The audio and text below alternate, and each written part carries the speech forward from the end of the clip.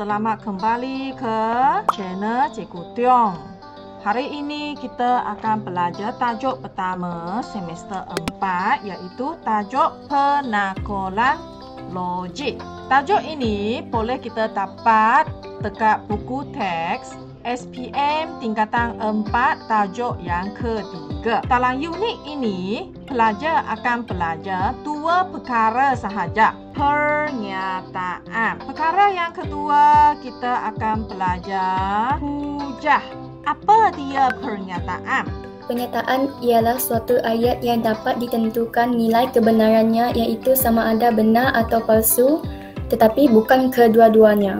Jadi pernyataan dekat sini, kita boleh bahagikan dia kepada dua jenis, iaitu pernyataan yang benar, pernyataan yang palsu. Ayat tanya, ayat seruan, dan ayat perintah, bukan pernyataan. Ayat-ayat ini tidak dapat ditentukan kebenarannya. Semua ialah guru yang sangat tegas, iaitu dia dapati sedikit kesilapan memang palsu. Kalau sebilangan adalah guru yang sangat linear, iaitu dia sentiasa nak cari kelakuan yang baik. Asalkan ada sedikit kelakuan yang baik, memang dikira benar. Kita menggunakan perkataan tidak atau bukan untuk menafikan suatu pernyataan. Penafian pernyataan P ditulis sebagai tiada P, tiada P. Jadi untuk pernyataan, sekarang kita main dengan dua perkataan yang baru lagi, iaitu dan atau, supaya kita boleh gabungkan kedua-dua ayat tunggal kepada ayat majmuk. pernyataan majmuk ialah gabungan dua atau lebih pernyataan dengan menggunakan perkataan dan atau. Perkataan dan dalam pernyataan matematik, dia membawa maksud kedua-duanya. Manakala perkataan atau membawa maksud salah satu atau kedua-duanya. Kalau dia dan, dia adalah guru yang sentiasa nak cari salah. Asalkan dia jumpa satu yang salah, dikira salah. Jadi, cikgu kategorikan dia sama seperti perkataan semua. Dia nak tengok semua betul, barulah dia bagikan betul. Perkataan atau, cikgu kategorikan dia macam perkataan sebilangan, iaitu guru yang sangat linear. Dia sentiasa cari betul sahaja. Asalkan jumpa sedikit yang betul, salah satu sudah kita buat, dikira betul. Kita teruskan dengan subtopik 4, 5 dan 6. Yang keempat, kita akan belajar membina pernyataan dalam bentuk implikasi. Ada dua jenis implikasi, iaitu jika P maka Q.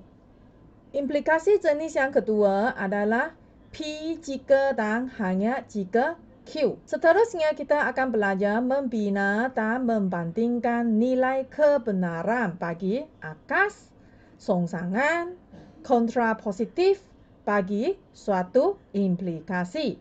Akhir sekali kita akan menentukan contoh penyangkal untuk menafikan kebenaran pernyataan tersebut. Hari ini kita akan belajar beberapa perkataan yang baru, iaitu implikasi, akas, songsangan, kontrapositif, dan penyangkal.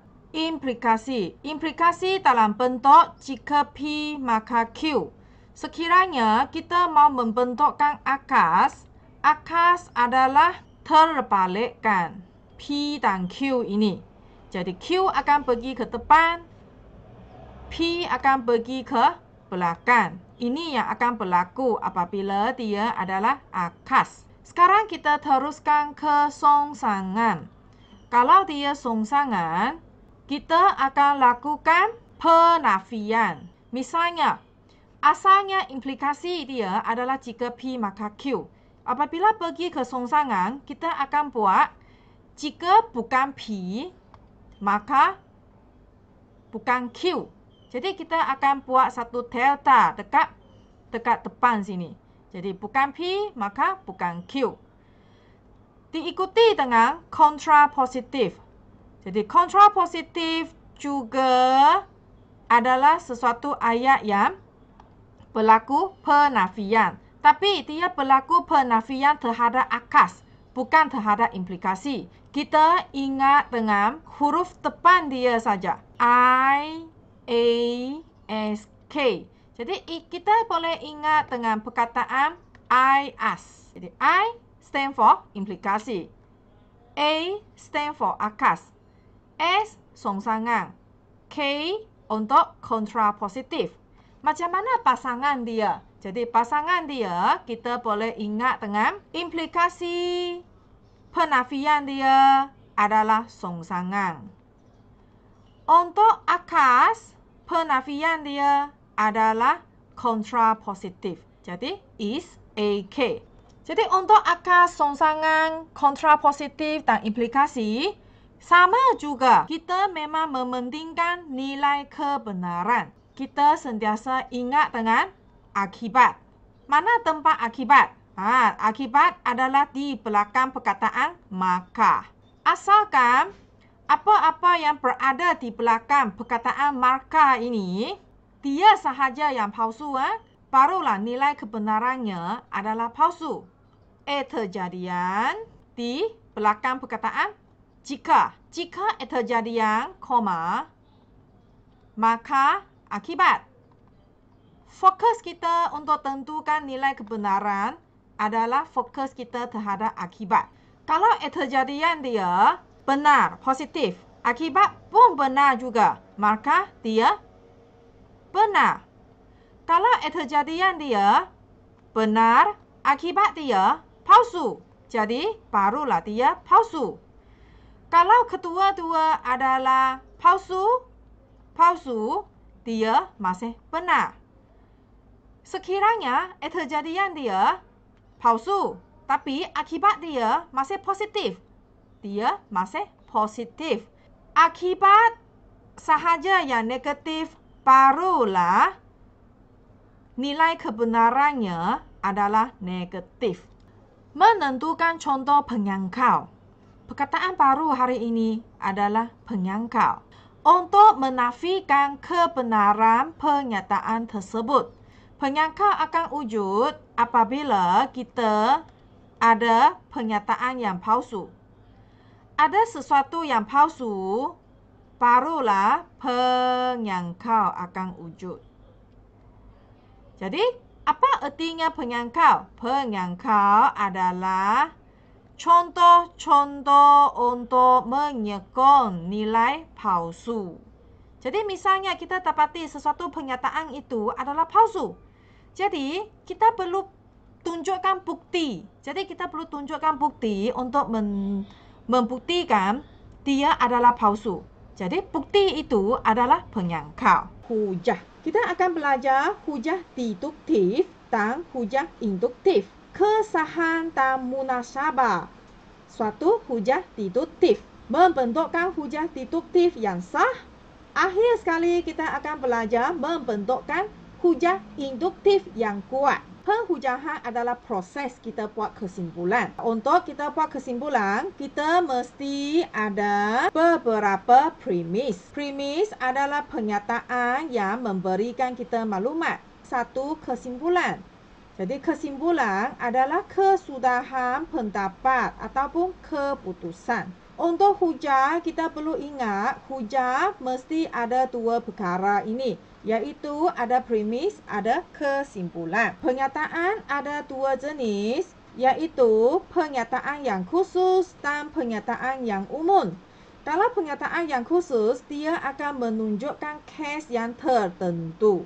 Kalau dia pernyataan yang umum, dia adalah secara menyeluruh. Hujah terdiri daripada dua bentuk, iaitu hujah deduktif dan hujah induktif.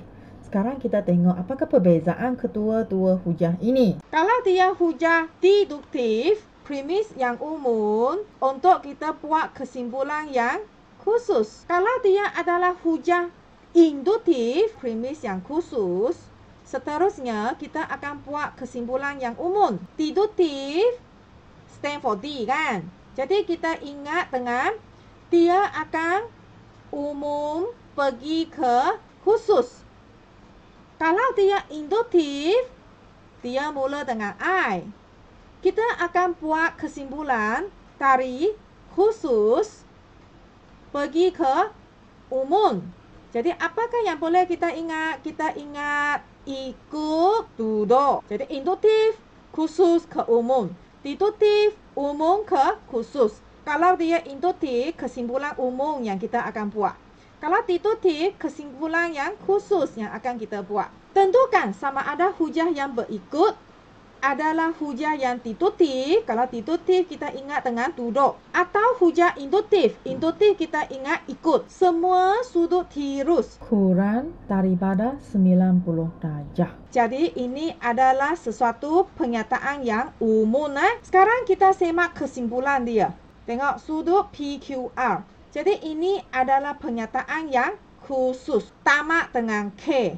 Iaitu kesimpulan dia adalah sesuatu yang khusus. Ini adalah hujah jenis yang deduktif. Semua wakil pertandingan sudoku. Jadi artinya wakil sudoku. Jadi dia mungkin boleh Ali, boleh Ahmad, boleh Siti. Artinya dia sangat umum. Dia tidak spesifik kepada siapa adalah wakil pertandingan sudoku. Jadi ini adalah maklumat premis. Kita hanya semak satu saja cukup. Lepas tu terus kita pergi ke kesimpulan dia. Adakah dia spesifik? Ya. Jadi ini adalah pernyataan yang khusus. Antara duduk, ikut, mana satu yang buat kesimpulan yang khusus? Deduktif. Deduktif. Jadi ini adalah hujah jenis deduktif. Premis memang dia bagi banyak. Tak apa, kita hanya semak satu saja cukup. Lepas tu kita tengok kesimpulan dia. Kita semak terus kesimpulan pun boleh. Hasil tambah sudut pengeluaran.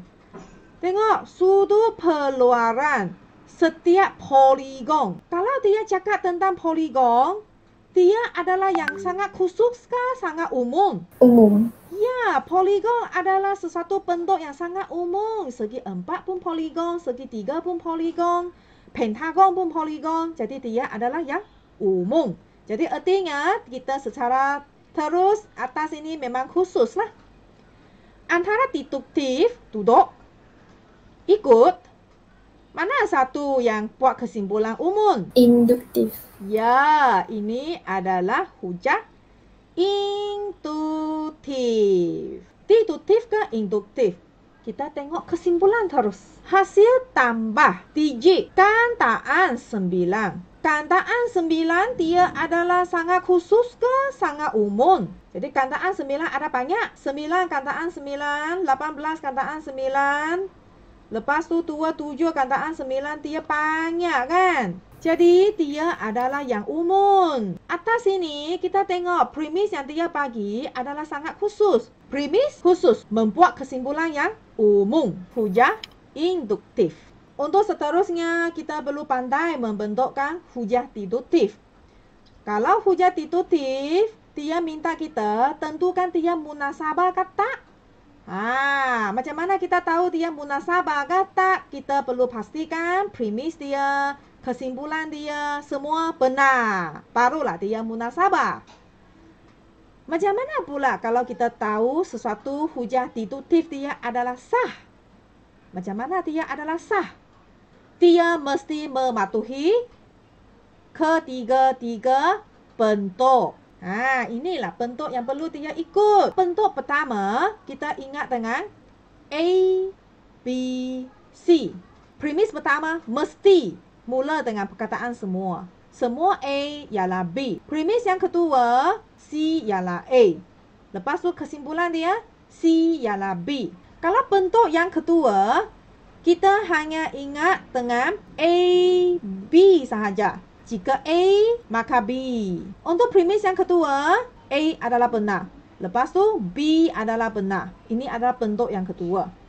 Kalau bentuk yang ketiga, kita ingat dengan bukan A, B. Jadi jika A, maka B. Perbezaan dia dengan bentuk yang kedua adalah dia tambahkan perkataan bukan. Kalau dia letak bukan, kita perlu B dulu. Tengok perbezaan dia dengan bentuk yang kedua. Bentuk yang kedua dia ikut saja. Jika A maka B.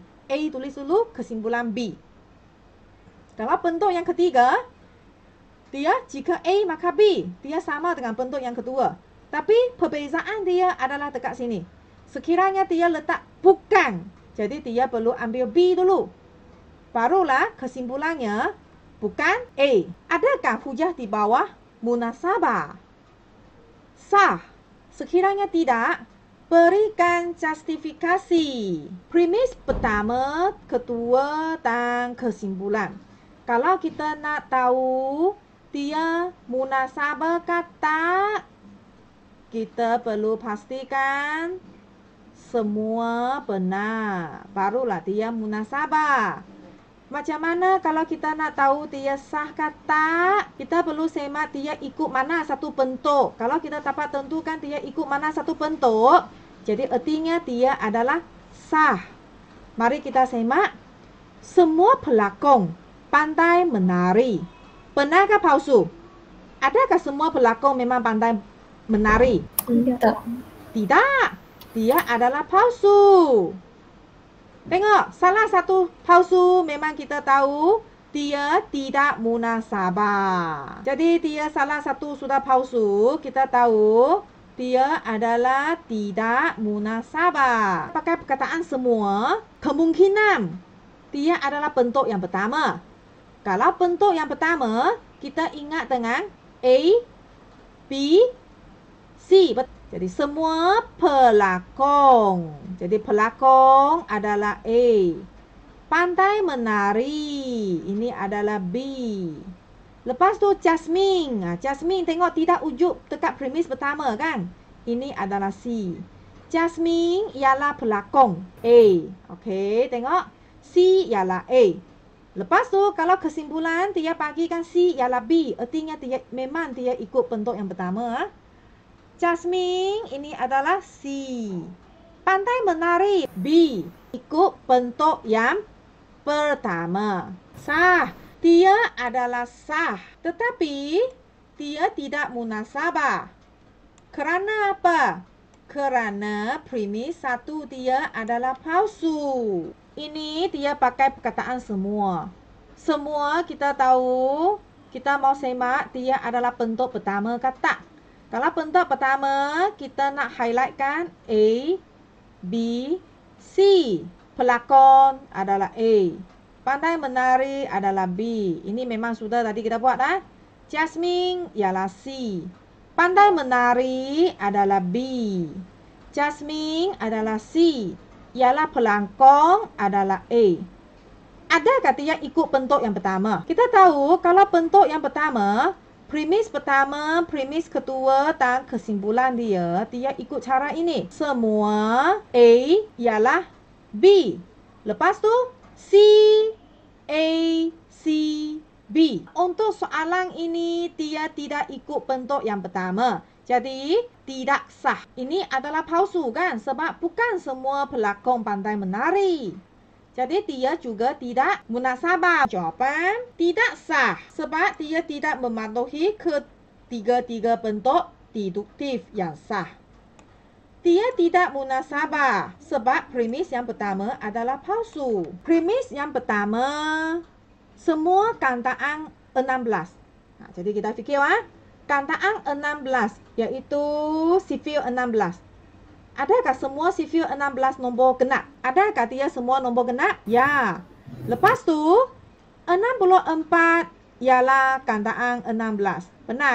64 adalah nombor genap. Benar. Munasabah. Kita mau tengok dia sah ke tak?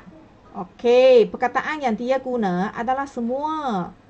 Jadi semua mesti ikut turutan. Semua A ialah B. Lepas tu sini kita perlu pastikan dia mesti ikut C ialah A. C ialah B. Adakah dia ikut C ialah A, C ialah B? 64 adalah C. Ada nggak kantaan 16 ialah A? Betul. 64 C ialah nombor genap. Dia ikut B. Jadi C ialah A, C ialah B. Dia ikut bentuk yang pertama. Dia adalah sah dan munasabah. Masih gunakan perkataan semua. A ialah B, C ialah A, C ialah B. Adakah dia ikut C ialah A, C ialah B? Angkatkan pola keranjang ialah A. Bentuk sfera ialah B. Lepas tu, bumi ialah C. Bentuk sfera adalah B. Bumi ialah C. Pola keranjang ialah A. Adakah dia ikut bentuk ini? Tak. Jadi artinya dia adalah tidak sah. Pola keranjang bentuk sfera. Benar. Bumi bentuk sfera. Benar. Bumi ialah pola keranjang. Palsu. Palsu. Salah satu palsu. Artinya dia tidak munasabah. Kalau dia tidak sah, kita perlu katakan kerana tidak mematuhi bentuk hujah yang sah. Dia tidak munasabah juga. Mengapa? Sebab kesimpulan dia adalah palsu. Contoh yang seterusnya. Mari kita tentukan. Ya, sekarang perkataan yang dia guna adalah jika. Kita tahu jika sama ada dia tegak bentuk yang kedua ataupun bentuk yang ketiga. Hanya perbezaan dia, kalau dia bentuk yang kedua, dia pakai jika A, maka B. Lepas tu, premis yang kedua, A dulu. Kesimpulannya adalah B. Kalau dia bentuk yang ketiga, juga jika A, maka B. Tapi, yang kedua, dia akan letak bukan. Apabila letak bukan, perlu B dulu. Bukan B, barulah bukan A. Mari kita tengok soalan C ini. Dia adalah ikut bentuk yang kedua ke bentuk yang ketiga? Kedua. Ya, kedua. Kalau kedua, sini mesti A dulu. Bawah sini mesti B. Kita semak betul kah? Jika A, maka B. 4 lebih kecil daripada 9. Ini A ke B? A. A. 4 lebih kecil daripada 19. A ke B? B. Jadi dia sah ke tak? Sah. Sah. Dia ikut bentuk yang kedua. Teruskan. Dia munasabah ke tak? Kita semak dia betul kah? Kalau jika W lebih kecil daripada 9, misalnya 8, 7, 6 dan seterusnya, maka dia juga lebih kecil daripada 19. Betul kah? Betul. Jadi 4 lebih kecil daripada 9. Betul. 4 lebih kecil daripada 19. Betul. Jadi dia munasabah ke tak? Munasabah. Munasabah. Jadi kita bagikan jawapan kita sah dan munasabah. Ini adalah mana satu bentuk? Tengok. Jika ini adalah A, maka ini adalah B. Teruskan. Ini diberi adalah A. Ini yang diberi adalah B. Ini adalah mana satu bentuk? Kalau pertama, dia akan gunakan perkataan semua A ialah B. Diikuti dengan C ialah A, C ialah B. Bentuk yang kedua, dia akan pakai perkataan jika A, maka B. Lepas tu, A diikuti dengan B.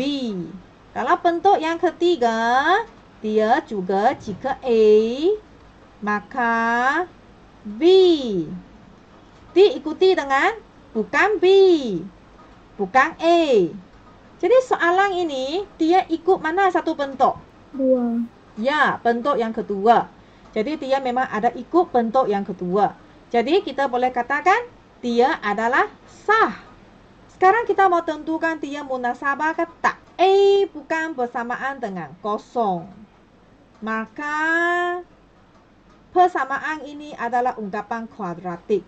Apa artinya kuadratik?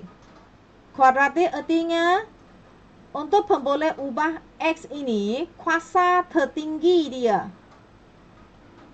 Kuasa tertinggi dia adalah kuasa 2. Jadi, dia tulis dekat sini, kuasa tertinggi dia adalah N.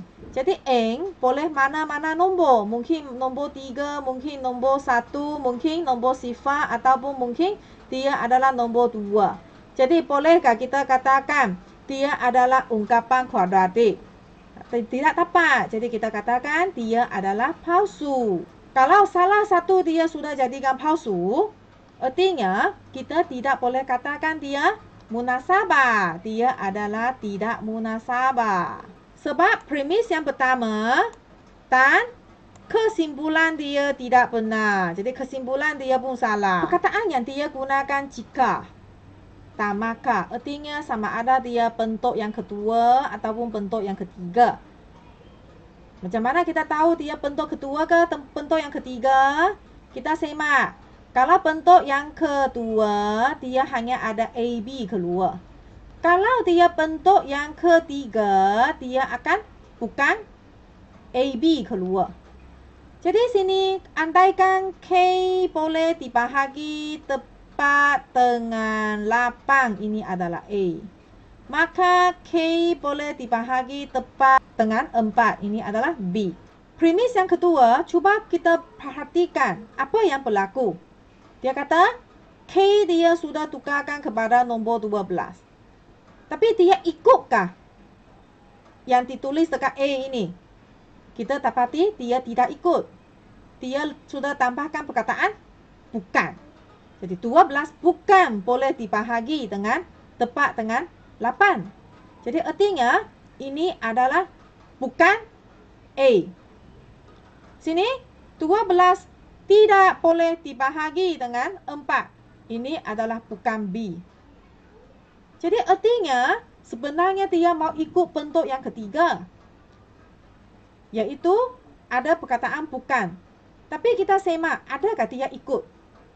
Kalau bentuk yang ketiga, jika A, maka B. Lepas tu, kalau tambahkan perkataan bukan, mesti B dulu. Diikuti dengan bukan A. Tapi untuk soalan ini, dia ikutkah? Dia mematuhi bentuk hujah deduktifkah? Tidak. Tidak. Jadi kita akan katakan dia tidak sah. 12 tidak boleh bahagi dengan 8. Tidak boleh bahagi dengan 8. Okey, kita memang tahu ini memang pernyataan yang betul. Kita semak kesimpulan dia. 12 tidak dapat dibahagi tepat dengan 4. Benarkah palsu? Palsu. Tengok ada satu yang palsu. Jadi, dia adalah tidak munasabah. Kita boleh tuliskan jawapan kita tidak sah. Kerana tidak mematuhi bentuk hujah deduktif yang sah. Tidak munasabah kerana kesimpulannya adalah palsu. Perkataan yang guna jika maka. Jadi sama ada dia bentuk yang kedua ataupun bentuk yang ketiga. Jadi kita perlu kenal pasti. Jika K ialah nombor genap, kita tidak tahu apa dia K. Pun susah untuk kita tentukan. Tentukan dia benar ke palsu. Okey, ini adalah A. Maka K tambah 1 akan jadikan nombor ganjil. Jadi ini adalah B. Sekarang kita semak. Kita sudah masukkan nilai K. 8 tambah 1. Dia nombor ganjil. Ini adalah B. 8 ialah nombor genap. Ini ialah A. Kita nampak dekat sini. Sebenarnya dia mau ikut bentuk yang kedua ke bentuk yang ketiga. Kalau bentuk yang kedua adalah AB saja. Bentuk yang ketiga adalah penafian. Bukan AB. Jadi sebenarnya dia mau ikut bentuk yang kedua ke bentuk yang ketiga? Kedua. Yang kedua. Mari kita semak. Kalau bentuk yang kedua adalah jika A, maka B. Lepas tu A, lepas tu B. Adakah dia ikut? Tidak. Jadi dia tidak sah. Sekarang kita mau tentukan dia munasabah ke tak? 8 tambah 1 nombor ganjil. Benar ke palsu? Benar. Benar. 8 ialah nombor genap. Benar. Benar. Jadi dia adalah munasabah. Kita boleh bagikan jawapan tidak sah. Tetapi dia munasabah. Sebab dia tidak mematuhi bentuk hujah deduktif yang sah. Sekarang kita belajar macam mana bentukkan hujah deduktif yang sah. Sekarang perkataan yang digunakan adalah semua. Mamalia adalah A. Lepas tu, menyusui anaknya adalah B. Jadi, bahan yang baru, kucing adalah C. Kucing ialah mamalia. Kucing ialah A.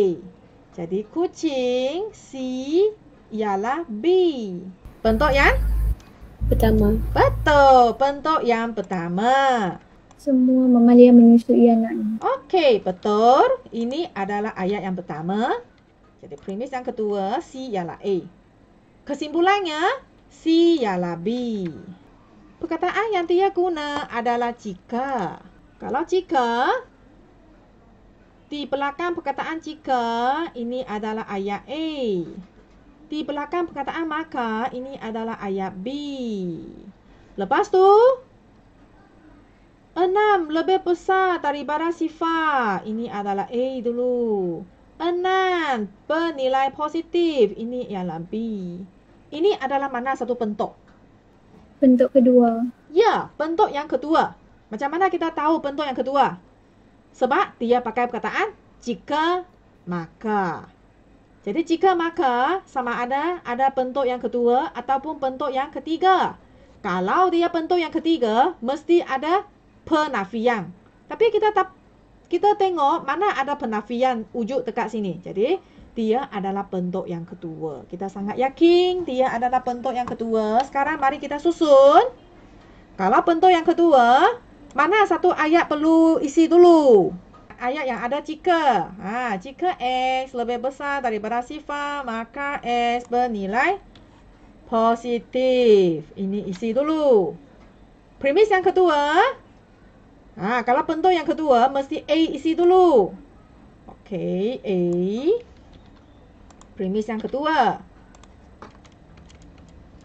Kesimpulan? B. Sudah, ini adalah jawapan dia. Contoh yang seterusnya, minta kita membina, membentukkan kesimpulan. Macam mana kita nak bentukkan kesimpulan untuk soalan ini? A. Perkataan yang dia guna adalah semua. Lepas tu, ini adalah A. Ialah nombor nyata adalah B. Jadi 30 adalah C. Ialah A. Sekarang macam mana kita nak bentukkan satu ayat yang CB? 38 ialah nombor nyata. Betul, tepat sekali. Jadi kita perlu ambil nilai C yang 38 ini. Lepas tu ambil yang B. CB. Sudah kita bentukkan.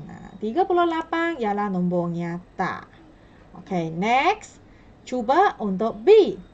Jadi kita tentukan mana satu adalah A, mana satu adalah B. Perkataan yang digunakan adalah jika. Okay, kita tahu sama ada bentuk yang kedua ataupun bentuk yang ketiga.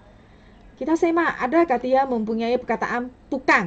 Ataupun nanti tanda sama dengan ini, dia letak tidak sama. Tak ada. Jadi, ini adalah bentuk yang kedua. Jadi, bentuk yang kedua hanya ada A dan B saja. Jadi, A dia ini. B dia dekat sini. Sekarang, premis yang kedua, ini adalah tentang A. Macam mana kita nak bentukkan satu yang B saja? Cuba. Maka B kuasa 2. Jangan masuk perkataan maka, hanya nak B saja. B kuasa 2 tolak 4AC lebih daripada kosong. Okey.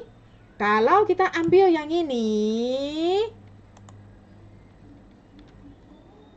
cuba kita bandingkan dengan premis yang kedua. Premis yang kedua dia tak ada A, tak ada B, tak ada C sudah. Dia sudah gantikan dengan nombor.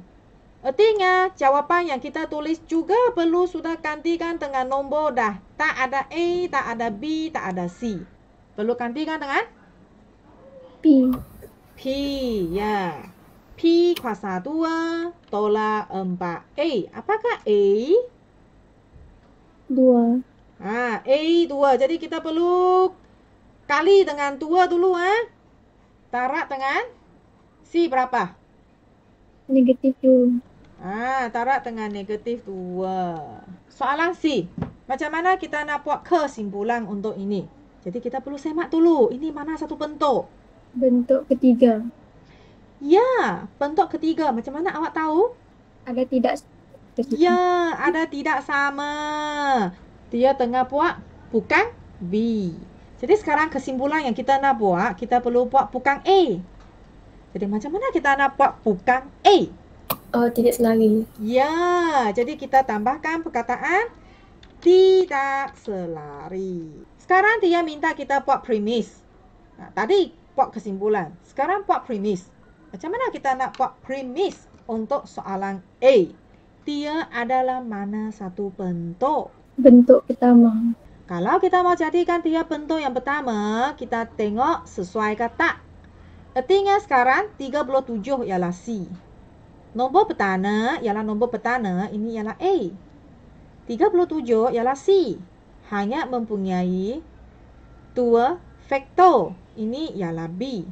Jadi premis dia perlu ada perkataan semua A ialah B. Semua nombor pertama hanya mempunyai 2 faktor.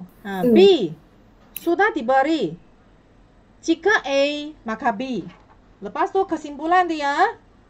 Ini kesimpulan dia tulis A dulu ke B dulu? A. A dulu kan? Ya. Sebab dia tambah perkataan tidak kan? Jadi tidak A. Jadi kita perlu bentukkan sesuatu yang tidak B. Macam mana kita nak bentukkan tidak B? B kita ambil di belakang perkataan maka. Tidak mendapat bonus. Ya, pekerjanya tidak mendapat bonus 3 bulan gaji. Sudah selesai. Mana satu bentuk untuk soalan ini? Jika A, maka B. Kesimpulannya tidak A. Bentuk Pertama, ketiga. Ketiga, ya. Cuba bentukkan satu ayat yang bukan B. Adalah K ialah punca bagi persamaan ini. Macam mana kita nak buat penafian untuk ini? 9 bukan punca bagi persamaan 3x kuasa 2 tolak 5. Pandai. Tukarkan nombor K ini kepada 9. Sebab dia tak ada nilai K lagi. Sebab nilai K ini dia sudah tukarkan kepada 9. Jadi kita juga perlu tukarkan dia kepada 9. Jadi kita mau bentukkan sesuatu ayat yang bukan B.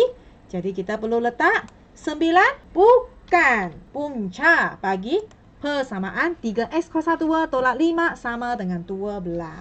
Okey, sekarang kita belajar macam mana kita bentukkan hujah induktif yang kuat. Caranya kita perlu teliti beberapa contoh ataupun situasi yang khusus. Lepas tu kita akan perhatikan ciri-ciri yang sepunya. Barulah kita buat satu kesimpulan yang umum. Misalnya contoh ini. Ya, diberikan banyak premis. Tengok banyak contoh-contoh yang diberi. Macam mana kita nak buat satu kesimpulan yang umum? Caranya kita akan perhatikan ada apa-apa yang sepunya kah? Negatif 1 ini semua sentiasa ikut. Lepas tu, kita dapati untuk nombor ini dia ada hubungan ikut nombor 1, 2, 3, 4. Ikut turutan 1, 2, 3 ini kita letakkan dia adalah sesuatu pemboleh ubah N. N ini dia ubah dari nombor 1, nombor 2 dan nombor 3 dan seterusnya. Sekarang macam mana kita buat kesimpulan? Kita fokus kepada Belakang sini. Jadi yang belakang sini kita boleh bentukkan satu formula. Apakah formula yang boleh kita bentukkan? 1, 2, 3, 4 itu adalah N. Yang negatif 1 yang berulang ini adalah negatif 1. Lepas tu koma. Apakah nilai N? Nilai N adalah sama dengan 1, 2, 3 dan seterusnya. Kita teruskan ke B. Yang sebelah sini yang bagikan jawapan, kita tidak perlu pedulikan dia sebab kita mau bentuk formula. Jadi mau bentukkan formula, kita semak ada apa-apa yang sembunyi kah? Lepas tu, ada yang bergerak berturut-turut meningkat tak? Ada juga kan? 0.5 Kuasa N. kuasa N, koma. Apakah N? N mula dari 1. Tuliskan 3 nombor cukup nah. 2, 3 dan seterusnya. Sebab dia kata ada banyak lagi ya. Dan seterusnya. Yang depan sini bagikan jawapan. Tidak perlu kita tengok sebab kita mau bentukkan formula. Mau bentukkan formula, semak ada apa-apa yang sama. Yang berturut-turut meningkat, ada tak? Cuba bentukkan satu formula. 2 kurungan N tambah 1, koma. Apakah N dia? N sama dengan, dia mula dari sifar. Kita mula N sama dengan 0, 1, 2 dan seterusnya. Teruskan ke D. 3 yang sama. Kurungan yang sama. Dalam kurungan nombor dia berturut-turut meningkat. Kita labelkan dia dengan N. Kuasa 2 pun sama. Negatif 3 pun sama. N dia adalah 1, 2, 3 dan seterusnya.